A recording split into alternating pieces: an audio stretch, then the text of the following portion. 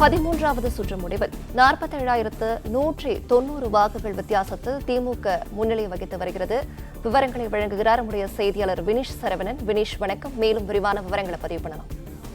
விக்கிரவாண்டி சட்டமன்ற தொகுதிக்கான இடைத்தேர்தலின் வாக்கு எண்ணிக்கை முடிவுகள் ஒவ்வொரு சுற்றாக காலை முதல் அறிவிக்கப்பட்டு வருகிறது. அதன் அடிப்படையில் தற்பொழுது வெளியாகிருக்கக்கூடிய 13வது சுற்று முடிவில் 47,190 வாக்குகள் வித்தியாசத்தில் திமுகவுடைய வேட்பாளர் அன்னியூர் சிவா அவர்கள் தொடர்ந்து முன்னிலையில் இருக்கிறார். விக்கிரவாண்டி இடைத்தேர்தல் வாக்கு எண்ணிக்கையில் திமுக வேட்பாளர் தான் காலை முதலே தொடர்ந்து அனைத்து சுற்றுகளிலும் முன்னிலை வைத்து வருகிறார். அதன் அடிப்படையில் 13வது சுற்று முடிவில் திமுகவுடைய வேட்பாளர் அன்னியூர் சிவா கிட்டத்தட்ட 83,431 வாக்குகள் பெற்று தொடர்ந்து முன்னிலையில் இருக்கிறார். இரண்டாவதாக பாமகவுடைய வேட்பாளர் அன்புமணி அவர்கள் 36,241 வாக்குகள் பெற்று இரண்டாம் இடத்தில் இருக்கிறார். நாம் தமிழர் கட்சியினுடைய வேட்பாளர் அபிநயா அவர்கள் 6,814 வாக்குகள் பெற்று தொடர்ந்து மூன்றாவது இடத்தில் இருக்கிறார். இதே போல தபால் வாக்குடைய எண்ணக்கூடிய பணியும் நிறைவு பெற்றிருக்கிறது. ஒட்டுமொத்தமாக இருக்கக்கூடிய 798 தபால் வாக்குகளில் திமுக 493 வாக்குகளை பெற்றிருக்கிறார்கள். பாட்டாளி மக்கள் கட்சி 222 வாக்குகளை பெற்றிருக்கிறார்கள். நாம் தமிழர் கட்சி 41 வாக்குகளையும், நோட்டா 1 வாக்குகளையும், சுயேட்சையாக போட்டியிட்ட வேட்பாளர்கள் 6 வாக்குகளையும், அதே போல மீதமுள்ள 36 வாக்குகளை செல்லாதவையாக தேர்தல் ஆணைய அதிகாரிகள் அறிவித்திருக்கிறார்கள்.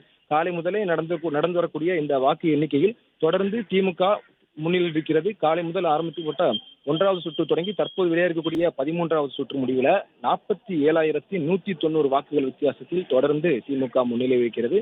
விக்கிரவாண்டி இடைத்தேர்தலுக்கான வாக்கு எண்ணிக்கையில் காலை முதலே தபால் வாக்கு எண்ணிக்கை தொடங்கியிருந்தது. அதன் பிறகு 8:30 மணி அளவில் வாக்கு இயந்திரங்களில் பதிவான வாக்குகள் எண்ணக்கூடிய பணி தொடர்ந்து நடைபெற்று வருகிறது. தற்போது வரை 13வது சுற்று முடிவில் திமுகவினுடைய வேட்பாளர் 47,190 வாக்குகள் வித்தியாசத்தில் முன்னிலையில் இருக்கிறார். அவர் பெற்றிருக்கக்கூடிய ஒட்டுமொத்த வாக்குகளை பொறுத்தவரை 83,431 வாக்குகள் பெற்று தொடர்ந்து முன்னிலையில் இருப்பதாக தெரிவிக்கப்பட்டிருக்கிறது. இரண்டாவது கட்டமாக பாமகவினுடைய வேட்பாளர் அன்புமணி அவர்கள் 36,241 வாக்குகள் பெற்று இரண்டாம் இடத்தில் இருக்கிறார். நாம் தமிழர் கட்சி சார்பாக போட்டியிட்ட அபிநயா அவர்கள் 6,816 வாக்குகள் பெற்று மூன்றாவது இடத்தில் இருக்கிறார். இந்த தேர்தலை பொறுத்தவரை விக்கிரவாண்டி தொகுதிக்கு இது ஒரு 5வது தேர்தலாகும். முதன்முறையாக 2011ஆம் ஆண்டு தான் விக்கிரவாண்டி தொகுதிக்கு முதல் தேர்தல் நடைபெற்றது. 2007ஆம் ஆண்டு கண்டமங்கலம் தனி தொகுதி பிரிக்கப்பட்டு விக்கிரவாண்டி தொகுதி புதிதாக உருவாக்கப்பட்டிருந்தது. 2011ஆம் ஆண்டு நடைபெற்ற தேர்தலில் சிபிஎம் கட்சி அந்த தொகுதியில் வெற்றி பெற்றிருந்தது. அதன் பிறகு நடைபெற்ற 2016ஆம் ஆண்டு தேர்தலில் அதிமுக இந்த தொகுதியில் வெற்றி பெற்றிருந்தது. அதன் பிறகு 2019ஆம் ஆண்டு நடைபெற்ற இடைத்தேர்தலின் போது திமுக வெற்றி பெற்றிருந்தது. 2021ஆம் ஆண்டு நடைபெற்ற சட்டமன்ற பொதுத் தேர்தலிலும் திமுக தான் இந்த தொகுதியில் வெற்றி பெற்றிருந்தது. 3வது முறையாக வெற்றி வாய்ப்பை பறிக்கக்கூடிய வகையில் தற்பொழுது வெற்றி வாய்ப்பு அதிகமாக இருக்கிறது திமுகவிற்கு. ஒட்டுமொத்தமாக 83,431 வாக்குகள் பெற்று திமுகவுடைய வேட்பாளர் அன்னியூர் சிவா அவர்கள் தொடர்ந்து முன்னிலையில் இருக்கிறார். தபால் வாக்கு எண்ணக்கூடிய பணியும் தொடர்ந்து நிறைவு பெற்றிருக்கிறது.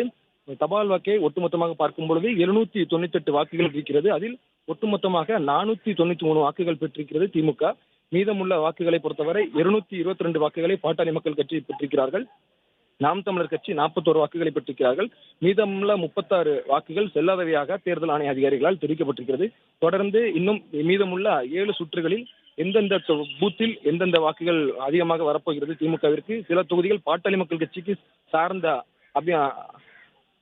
தொகுதியாக பூத்தாக இருந்ததாக ஏற்கனவே குறிப்பிட்டிருந்தார்கள். அந்த தொகுதியில் திமுகவும் கணிசமான வாக்குகளை வாங்கியிருக்கிறார்கள். இதற்கு காரணத்தை பொறுத்தவரை தமிழ்நாடு அரசால் மேற்கொள்ளப்பட்ட பல்வேறு திட்டங்களை எடுத்துரைத்து அமைச்சர்களும் கட்சியினுடைய நிர்வாகிகளும் தொடர்ந்து பேட்டியளிக்கக்கூடிய காட்சிகளை நாம் பார்த்திருக்கிறோம்.